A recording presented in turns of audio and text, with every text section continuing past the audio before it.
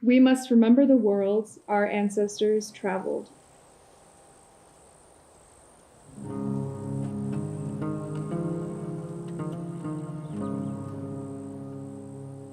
Always wear the songs they gave us.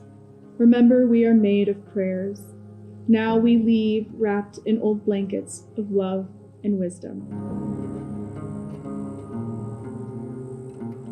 Coming here to Navajo Prep, I planted that seed, and as I'm beginning to sprout, there's all these, weeds, distractions that's going on in life, but it's that individual cornstalk that's helping my growth. And I think with this summit really is that water or in that sunlight that's growing my own individual cornstalk. There's a little spark in them that's being ignited, and we are here to support them. Indian country, no matter what they do, is here to support them.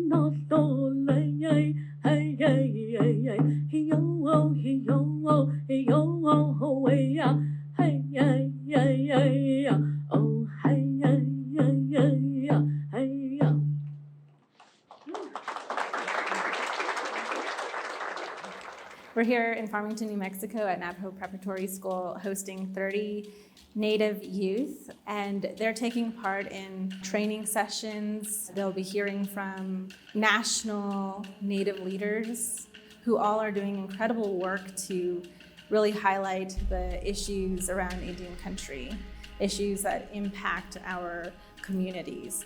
And so that's the focus of this summit, is gearing them up to organize next year in the 2024 election.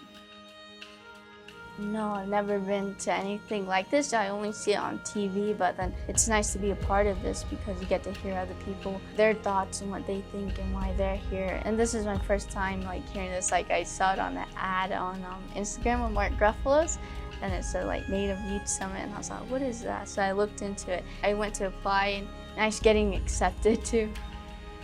Anytime you have a chance to bring Native youth together in one space is really special.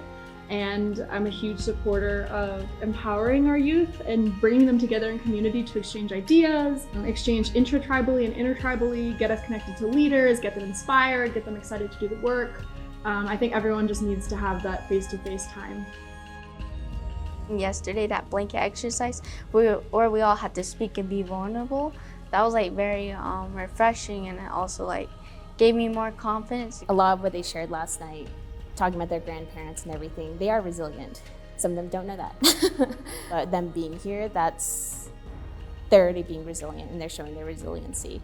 Knowing that some of our grandparents and parents too were boarding school victims, so that's resilience in themselves, just showing up to a place where we were not welcomed. You have the younger Indigenous folks that are local to this area, and some that got the opportunity to travel to our beautiful lands here on the Navajo Nation.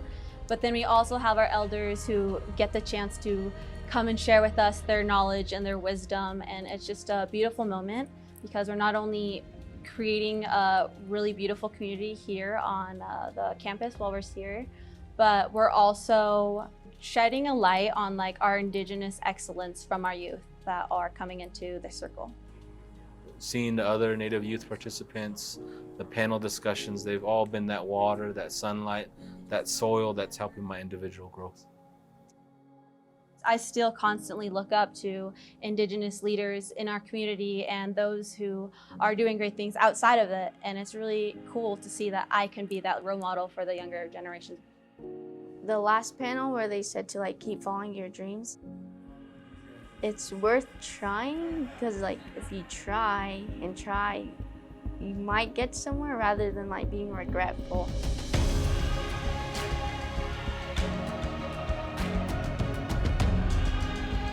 And in our communities, a lot of them stories are nonlinear, and that's important for coming back to who we are and where we come from, and that teaches you so much about how we exist. It's really important that we see the interconnectedness of these issues, because if we try to categorize them or separate them, we fail. If we, see the through line, that's kind of what's happening at this conference, which is, these things are all really important, they're all really connected, and to be a good leader, you have to have the eye kind of on all of these different issues and try to figure out different solutions to them.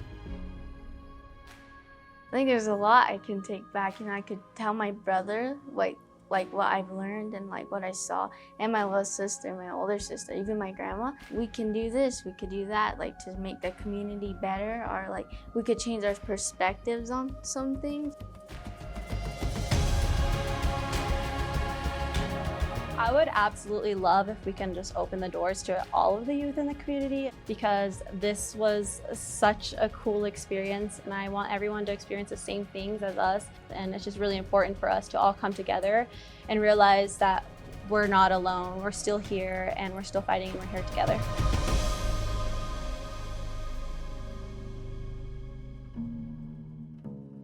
In one word, this summit is Huajian. It's tattooed on my wrist, the way of life of my people. And this summit is about restoring balance and beauty in this world. Because by preparing our youth and educating them with these tools, they're gonna restore the balance for our people. And they're gonna bring power back to our people. And protecting the sacred is what restores beauty to this world. And that's what we're doing.